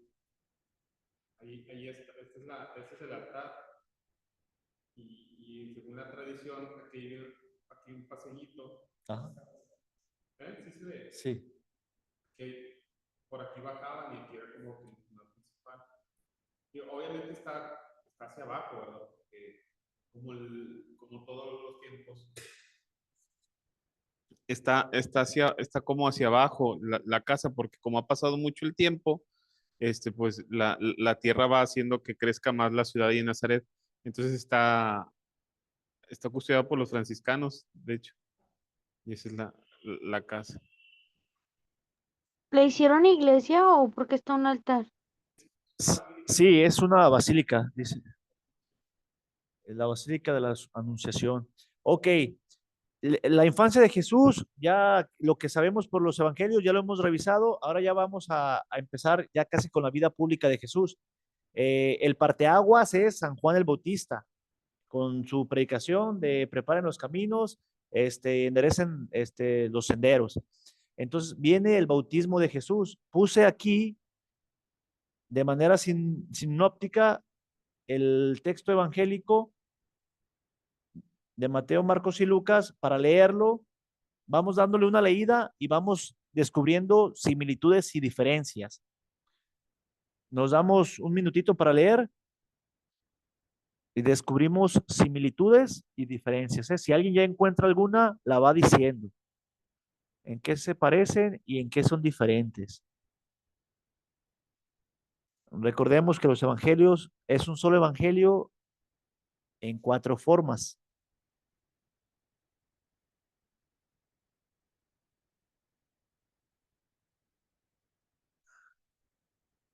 ¿Alguien ya encontró alguna similitud, alguna diferencia? Los tres hablan de los bautismos de Jesús, pero tienen algunas cosas muy particulares. La forma de narrar es diferente. Así concretamente, ¿en dónde o en qué o cómo? Por ejemplo, aunque los mismos hablan del bautizo, pues lo hacen de manera diferente cada uno. Cada uno. Y uno es más extenso que otro. Y ya en el contenido, ¿qué observamos? Mándeme. Mateo agrega diálogos, así es, le dice, pero este se recita diciendo, soy yo quien necesita ser bautizado por ti y tú vienes a mí. Muy bien, ¿qué más vemos? En lo azulito, fíjense en lo azulito, que es en lo que más se parecen, pero hay por ahí algunas diferencias. Los tres dicen que bajó el Espíritu Santo, dice, Mateo dice, y vio el Espíritu de Dios que descendía en forma de una paloma, y aquí Marcos dice, vio los cielos abiertos y al Espíritu que en forma de paloma descendía sobre él, y Lucas dice, y bajó el Espíritu Santo sobre él en forma corporal como de una paloma. Muy, fíjense en esta parte de, este es mi hijo amado, en Mateo, este es mi hijo, el amado, en quien me complazco. Y aquí en Marcos es como si le estuviera hablando a él, tú eres mi hijo, el amado, en ti me he complacido.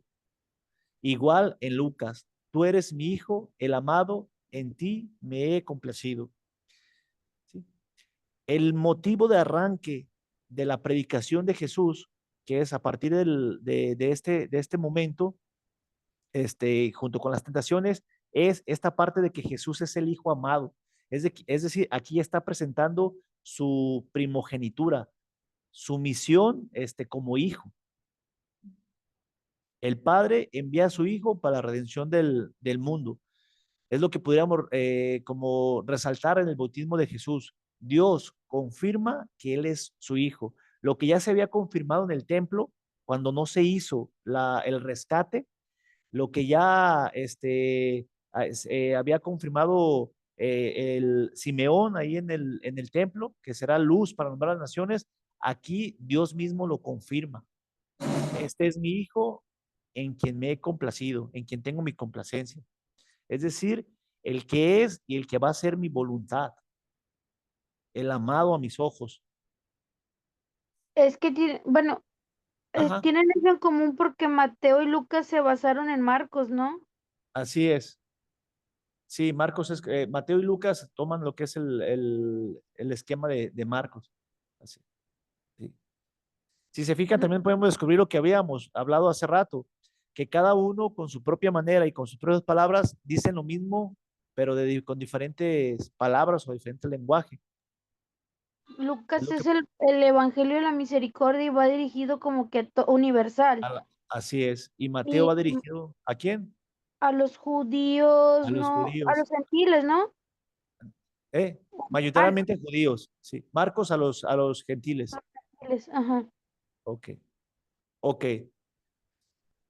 Marcos afirma en su evangelio que vino Jesús desde Nazaret de Galilea y fue bautizado por el Jordán. ¿Alguien que me ayude a leer la mayoría de los estudiosos, por favor? La mayoría de los estudiosos del tema consideran que el relato es histórico, ya que en sí mismo el texto es una afirmación escandalosa y no se entendería que los evangelistas lo hubieran transmitido sin ser cierto.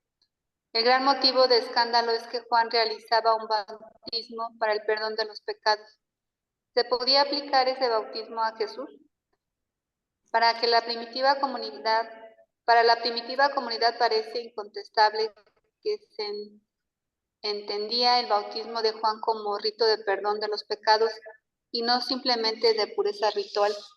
Si Jesús era bautizado, entonces habría que suponer que necesitaba purificarse. Y si no era así, entonces, ¿para qué se bautizaba? Sin duda alguna, los cristianos de todos los tiempos se han planteado estas cuestiones. Esta sería ya una problemática. Si Jesús no tenía pecado, entonces, ¿por qué se bautiza? Si el bautismo era para purificarse. Ok.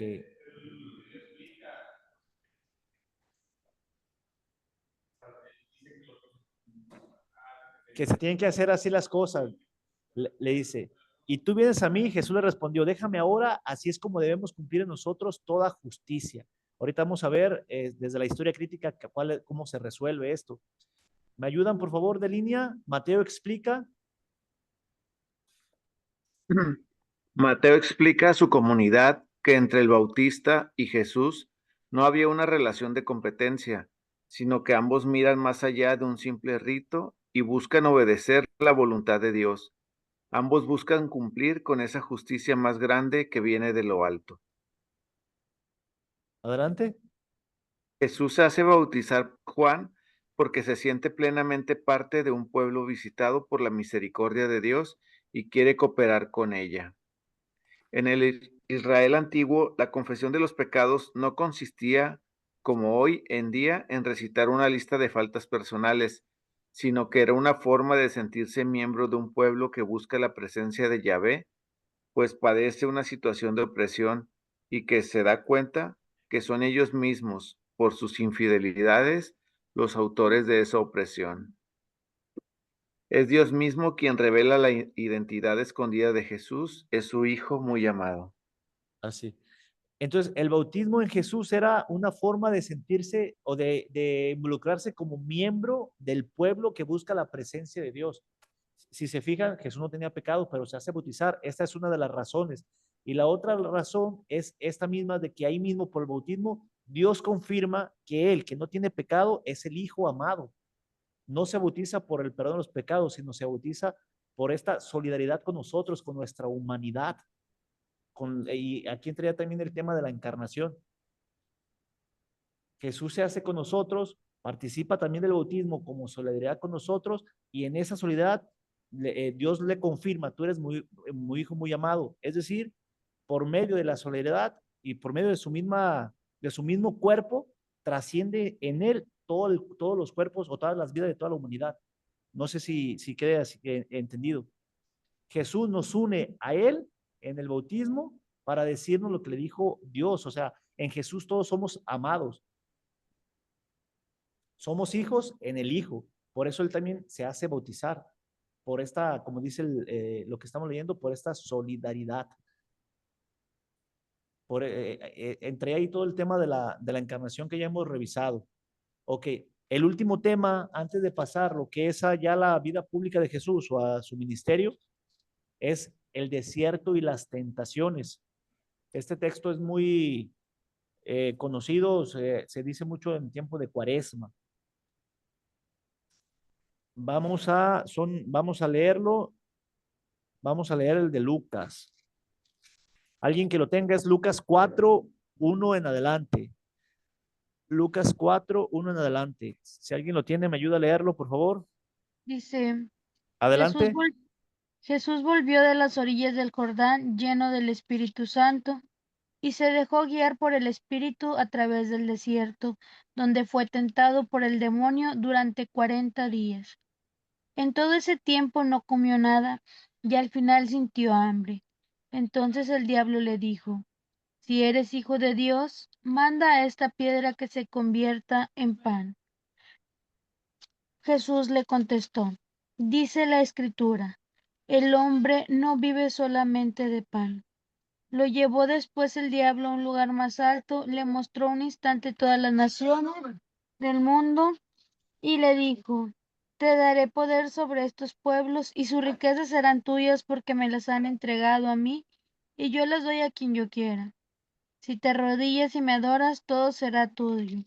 Jesús le replicó, Jesús le replicó, la Escritura dice, adorarás al Señor tu Dios y solo él servirás. A continuación el diablo lo llevó a Jerusalén y le puso en la muralla más alta del templo diciéndole, si tú eres hijo de Dios, tírate de aquí abajo, pues dice la Escritura, Dios ordenará a sus ángeles que te protejan y también ellos te llevarán en sus manos para que tu pie no tropiece en ninguna piedra. Jesús le replicó, también dice la Escritura, no tentarás al Señor tu Dios. Al ver el diablo que había agotado todas las formas de tentación, se alejó de Jesús a la espera de otra oportunidad. Palabra de Dios. Te alabamos, Señor. Si se fijan en este texto, se ve también claramente la puesta en prueba de la humanidad de Jesús. Cuando hablamos de las tentaciones, hablamos también de cosas en las que el hombre se enfrenta en la vida ordinaria, como esta parte de la seguridad de la vida, o sea, el confort, el poder, incluso hasta el hecho de querer probar a Dios. Jesús, antes de pasar a su vida pública, es tentado y lo hace no como un mesianismo triunfante, sino como un mesianismo que pasa por la tentación para entrar a la nueva tierra prometida. Es decir, Jesús va a instalar su reino a partir de esto porque demuestra con esto que el hombre es capaz de renunciar a aquello que le aleja de Dios para aceptar lo que sí le acerca a Él. Quiere implantar el nuevo reinado. Es una visión que estará llena de incomprensiones, de tentaciones y de dificultades. También esto remarca mucho las tentaciones. El aceptar la presencia de Dios, de Cristo, el aceptar a Jesús, también va a implicar este proceso de tentaciones, incomprensiones y dificultades. Pero es ahí donde se manifestará la auténtica filiación divina. El mesianismo de Jesús no es de prestigio ni de poder, sino de servicio, de escucha, de obediencia a la palabra que le hace vivir. Entonces, aquí encontramos estas características de la personalidad de Jesús. Jesús es un hombre que escucha, que obedece, que es dócil y que encuentra en esa serenidad y en esa confianza en Dios la seguridad de sobreponerse a las tentaciones. Jesús pudo haber convertido la piedra en pan, sí. Jesús pudo aventarse para que lo agarraran los ángeles, sí, sí lo pudo haber hecho, pero no lo hizo. Entonces, esto desde el aspecto cristológico nos muestra a un Jesús que nos pone el ejemplo prácticamente. ¿Qué emoción se nos viene con el desierto y las tentaciones en nuestra ya situación de vida ordinaria como cristianos? A mí lo que, bueno, en ese relato de los que más me ha llamado la atención es que antes de todo, primero recibió el Espíritu Santo. Sí. Entonces yo creo que hoy en día nuestro desierto y nuestras tentaciones pueden ser vencidas si nosotros nos permanecemos en el Espíritu Santo. Ese es mi punto de vista. Eso es muy interesante, ¿verdad? O sea, como después de ser bautizado, recibe el Espíritu Santo, ahora sí está capacitado para sobreponerse a la tentación. Así lo estoy entendiendo. Muy bien, Sí, muchas gracias. y hasta es algo, yo en mi vida personal le digo mucho a mi novio que parece cosa chévere, de verdad, cuando nos confesamos es cuando más tentaciones tenemos de cometer pecado que cuando no estamos confesados. Entonces como que también el demonio ahí es muy listillo y sabe en qué momento atacar. Así es. Sí, sí, sí. Yo, Muy bien. Adelante, hermano. José yo, Moisés. yo también lo que he alcanzado a ver en algunas ocasiones es que, bueno, la tentación está presente siempre para todos los seres humanos. También es así que Cristo también permitió sentado para enseñarnos cómo vencerla. Y bueno, lo que aquí me da la atención es que pues él no dialoga con el diablo, ¿no? Con el contrario de Adán y Eva, ¿no? Sino más bien lo vence con la palabra misma de Dios, ¿no? Aunque el propio diablo también usa la palabra, dice, pero también está esto. O sea, no establece un diálogo, una negociación como a veces el ser humano quiere, ¿no? Y sino es tajante y cortante, ¿no? Así es. Así es. Sí, sí, sí. Muchas gracias, ¿eh? ¿Alguien más antes de cerrar la clase de aquí presentes, no? Muy bien. ¿Algún comentario ya en general? Con este tema, con esto que acabamos de ver, ya ahora sí ya vamos a pasar lo que es a la vida pública de Jesús para terminar con la pasión, muerte y resurrección. Y esa sería la siguiente clase y después ver la divinidad de Jesús y después ver las herejías contra la persona de Jesús y al final brevemente cómo se ha visto la figura de Jesús a lo largo del tiempo. Nos queda un mes de clases, entonces va a ser una clase para cada tema. Ya vayan checando con sus maestros sus exámenes o sus maneras de evaluarlos. Yo nomás voy a hacer los exámenes y se los voy a mandar para que ustedes los hagan o sea, no los vamos a hacer en una clase, sino se los voy a mandar ya. Cuando ustedes los tengan, ya me los envían. Quedamos todos exentos. Sí, pero sí ya vayan platicando con sus maestros, porque sí ya nos quedan prácticamente un mes de clases. Y por ahí en este mes, la siguiente semana les traigo bien déjenme checarlo una vez mejor, porque creo que por ahí se suspende un día clases, allá sueto, pero no sé si les toca a ustedes. Déjenme checar rápidamente. El 20 de noviembre.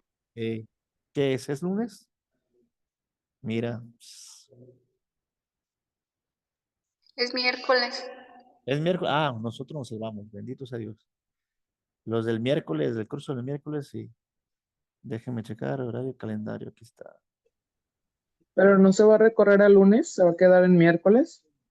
Ah, ahorita les digo, permítanme un poquito. En el calendario viene que el 18 es asueto, pero El es 18 lunes. aplica sueto, es lunes. Fray, ¿y usted cuándo nos mandaría para lo del examen? Porque ¿Qué la verdad pasó?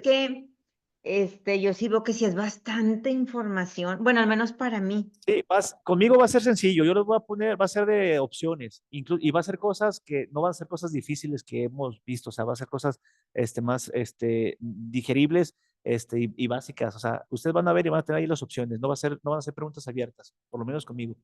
Ah, ok, Fray, Platiquen porque con sus yo sí platiquen estoy con su bien maestro. estresada, porque No, platiquen con sus maestros. Miren, nosotros sabemos que ustedes o trabajan o están en sus casas, otros tienen otros estudios. Aquí, por ejemplo, viene un maestro que es de la Universidad de Monterrey, aquí de la Arquidiócesis. Entonces, él con sus clases allá y todavía viniendo aquí a clases, pues más pesadito, ¿no? Entonces, platiquen con sus maestros y lleguen a algún acuerdo.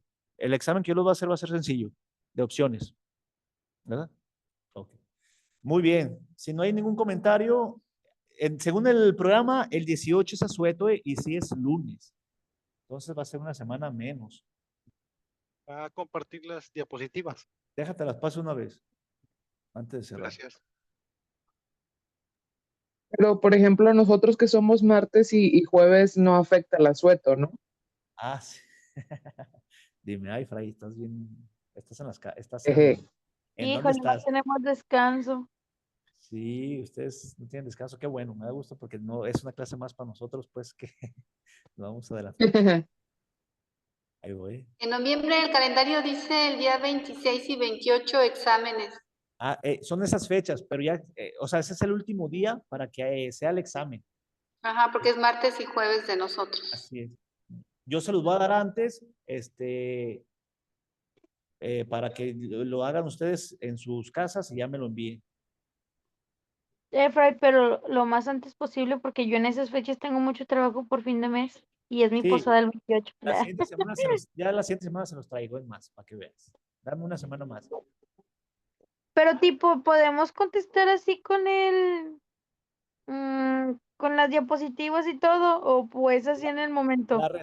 Ustedes ya van a ver que va a estar sencillo, no va a ser que estemos en el momento, o sea, yo se los voy a dar y ustedes los van a contestar. Yo les voy a sugerir que no vean sus diapositivas primero, que lean el examen y contesten primero lo que sí saben, y ya después consulten en las diapositivas, pero lo que quiero saber es que haya quedado claro de manera general los temas que revisamos.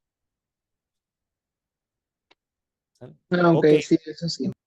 Vamos cerrando aquí. Muchas gracias a todos. Vamos terminando con una oración. Gloria al Padre, al Hijo y al Espíritu Santo, como era al principio, ahora y siempre, por los siglos de los siglos.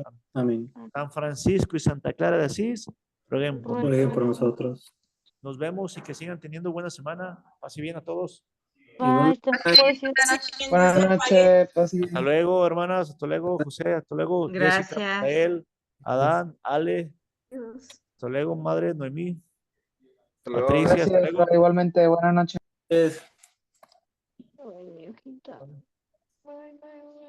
Hasta luego, Patricia. Ok.